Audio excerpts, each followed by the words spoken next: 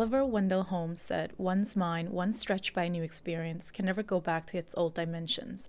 In this podcast, we are proud to present our guests, the world leaders and pioneers in the fields of neurointerventional surgery, interventional radiology, and endovascular neurosurgery. We will bring you through their personal journey and the 3 cases that have marked their professional career.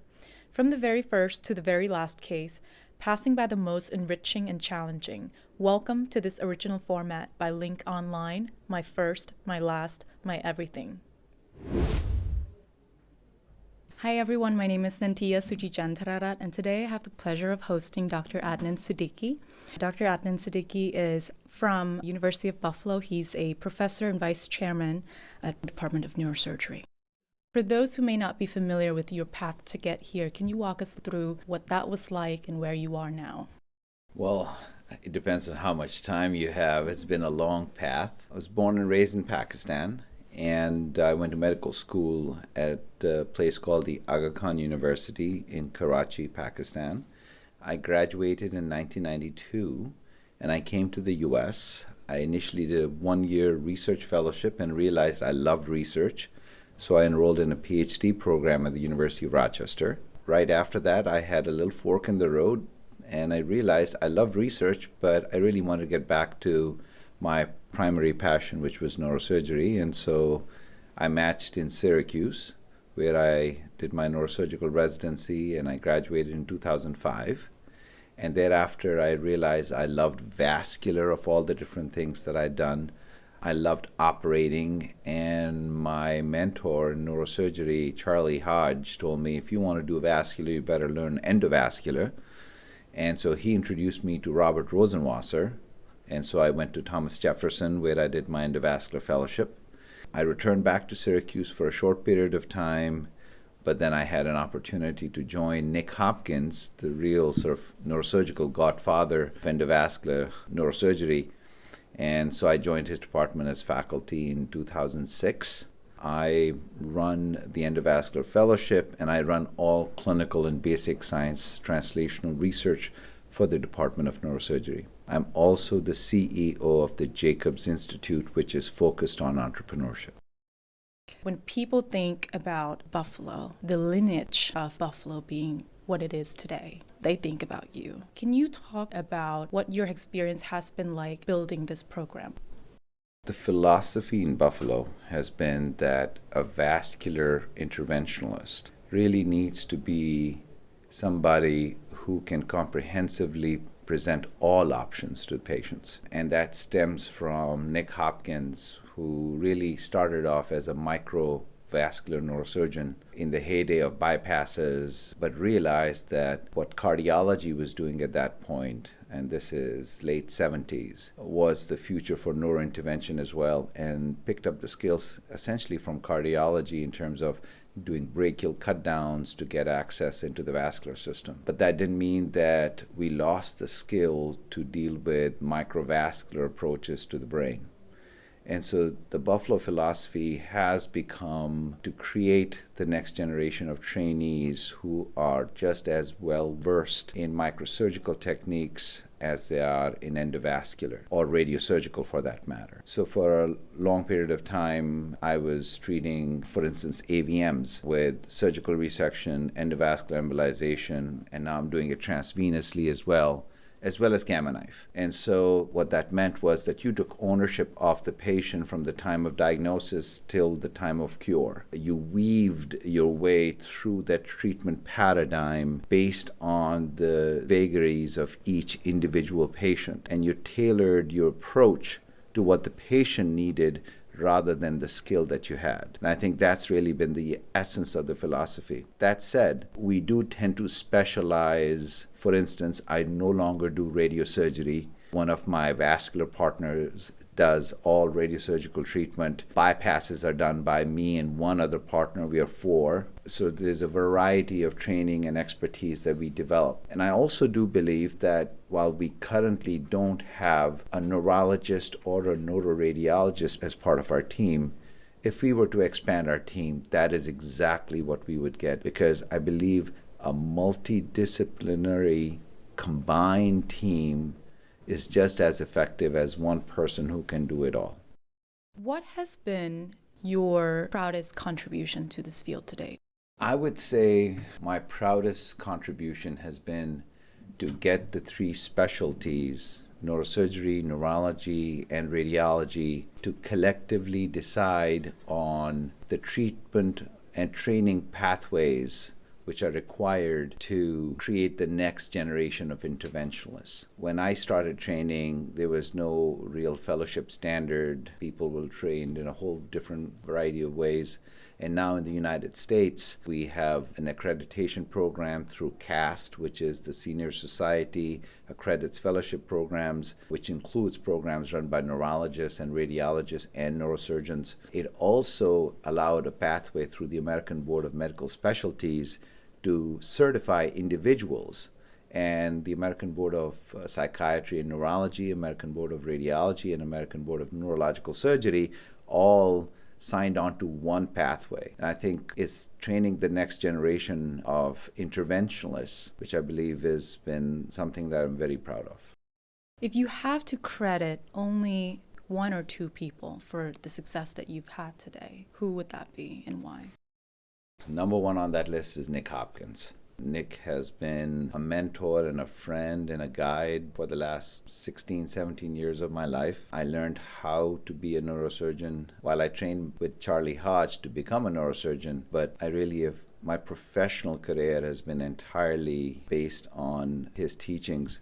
I also learned the skill set of being a clinical trialist with him and physician entrepreneur with him. And so I think I single-handedly credit him for my professional stature and professional expertise. On the research side, I credit Shirley Joseph. She was my PhD mentor. She taught me how to do basic and translational research. I credit her totally in terms of my intellectual development as a clinical and a basic science researcher. You are, as you said, a dual-trained surgeon. How do you see the future of neurosurgery and how open vascular can fit into that picture? There is a sliding scale where I can clearly see the trends are pointing towards a reduction in the volume of open vascular surgery and an increase in the volume of endovascular approaches. I think that sliding scale will continue to develop with increase in endovascular approaches for open problems, but I don't think I see, at least currently, a time point where open surgery becomes irrelevant. So I think there's a need to continue to maintain that expertise because that remains a valid, viable, effective means to treat a variety of different diseases that we treat. That said, it would be ignorant of me to not see that endovascular tools and techniques are clearly becoming the mainstay of management of cerebrovascular disease. Can you talk about your journey into entrepreneurship? I think that's a very unique aspect of your resume that I'd love to get more into. So my journey into entrepreneurship really began under the tutelage of Nick Hopkins because his philosophy was that neurointerventionalists are in the trenches and they're working with all these different tools and techniques to treat diseases, and so they are uniquely positioned to recognize what the needs are. What they don't have expertise in is the engineering aspect of creating solutions and then financial tools to make those engineering solutions widely available. And so his philosophy was that you don't need to be the engineer or you don't need to be the financier, but you need to know those people and develop relationships with them. And so the center that he built in Buffalo is uniquely situated because it has a vascular hospital where all vascular disciplines are in one physical space, where we interact with the cardiologists and cardiac surgeons and vascular surgeons and interventional radiologists on a daily basis. And then that structure sits immediately underneath a university, which is a full-service research institution with all vascular disciplines, imaging, physics, biology, located right above us. And everybody hangs out in the same space. And in the middle of it is this entrepreneurship center filled with engineers and entrepreneurs who can problem solve and create solutions and then monetize them so that they're widely available. So my journey really has benefited, again, from Nick, because he created this incredible work environment where without moving a muscle, I'm running into engineers who can solve the problems I'm having in the operating room and then develop tools that can be monetized for widespread dissemination. What do you think is the future of endovascular? We are still in a phase where we are essentially glorified plumbers for the brain. If something is leaking or has the potential to leak, we plug it. And if something is plugged, we unplug it. And we're getting better at it. But that has been the mainstay of everything we have done thus far. The next phase in the evolution is to start interacting with the brain as a functional organ and affect change in brain functionality through endovascular means. And I think that's going to be the next phase. So I believe we are going to have greater degree of brain-machine interface applications available through endovascular routes, particularly transvenous. I think we're going to start managing hydrocephalus through transvascular routes. We already are with venous stenting for pseudotumor or the E-shunt for communicating hydrocephalus. We are starting those trials right now. And eventually, I think this is going to be the way we really start treating tumors and other sort of solid structure problems that still require open craniotomies. So I think there are a variety of different ways which will move us beyond this current standard, which is plumbing. So now we will go into the 3 questions that we ask every guest. Really, if I'm being honest, there are 4 questions, but we'll ask you about 3 cases first. The first case is, what is the first case that you remember in your journey as an attending?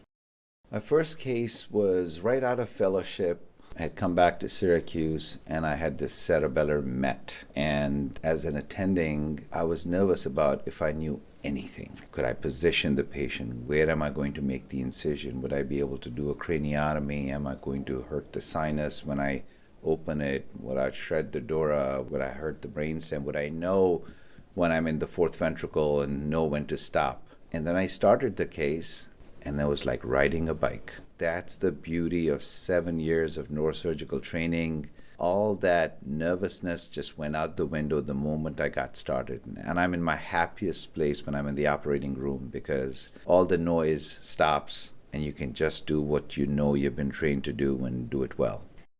So the second case would be the case that you feel is most memorable, most challenging, most career altering. Do you have something in mind that you can share with us? So there was a case where there's a patient who came with an interpeduncular fossa hemorrhage. He was a young guy, who's 20-some years old, came in the worst headache of his life. And we did an angiogram, and he had this tiny, I thought it was a calf mal, but it was a small AVM sitting smack dab in the middle of his interpeduncular fossa and with no good arterial supply. And I thought, well, maybe I'd gamma knife him, but I was nervous about the radiation dose I'd give in that region. And while I was thinking about what to do, he had a second hemorrhage. And there was this small vein that was draining it. I thought, maybe I could go transvenous. And this is before I really knew that there was any transvenous approaches. And then I thought, maybe when I'm injecting up the vein, I could give adenosine and stop the heart so the flow is not coming at me. And that's exactly what I did. And we were able to cure him through a purely transvenous route. And it opened my eyes into the venous access to the brain. It was so much easier than trying to catheterize a small thalamoperforator and get inadequate penetration and a stroke to boot. And so it opened up my eyes to transvenous approaches for AVMs. And then I realized that Charbel Munayer had done 5 cases that he had just reported. And then there was this crazy Hungarian, Istvan Hudak, who had done even more. And then I invited Istvan Hudak to a meeting that I run in Jackson Hole so he could describe his methodology. And I've just really gotten excited about all those different ways of treating the brain condition through the veins. And that was the first case. So the last case that we'll talk about, do you remember what the last case you did was, or something that's representative of what you guys do regularly? I lead a very privileged life where I only do things I really love and almost nothing that I don't enjoy. So I'm the skull base guy. I just did this really fun doling approach to take chondrosarcoma out. That was last week. And it was surrounding the cavernous carotid. Did an OZ and, extradural clinoidectomy, and then lifted the middle fossa of the middle meningeal, dissected that, and then opened a window on Parkinson's triangle to take the tumor out. It was a lot of fun. The residents were going, ooh, ah, So that's sort of on the microsurgery side. On the endovascular side, I think the coolest cases are transvenous embolization. And I had a case where I brought this patient in who had a rupture with en passant supply through the precentral artery with a hemorrhage, but had made a great recovery. He was a week or so out. So I said, okay, there was a very tortuous vein that was draining that AVM. And so I thought maybe I can try to do transvenous. And when I tried to catheterize the vein, I realized that the reason he had bled was because the primary vein had occluded and there was no direct route to the draining vein. So I took him to the OR next day, did a craniotomy, skeletonized the precentral artery, and took the AVM out. And so that, again, was a great educational sort of case for the fellows and the residents to say, hey, you can't do it this way, you can always do it that way. And that's the complementary sort of nature of my practice, where you can bring all these skill sets to bear to treat diseases. And the last question, what would you like to leave as your legacy? A multidisciplinary approach to tackling conditions of the brain. By that I mean neurology, radiology, neurosurgery working together and controlling the destiny of the field. Specifically on the interventional side, I want them to work together to have better representation in training, in accreditation, in research. One of the things that I feel that neurointervention is not well represented is at the National Institutes of Health, where we have secondary or tertiary status, where we don't really have a say in areas that interest us. That's starting to change, and that's something that I'm engaged in with a few other thought leaders, I'm sure some of whom you have interviewed. I want that to be my legacy, where I got the three fields to work together, and I have a little bit of that reputation, but I believe that would be the best thing I can leave behind. Dr. Siddiqui, thank you so much for your time today. My pleasure.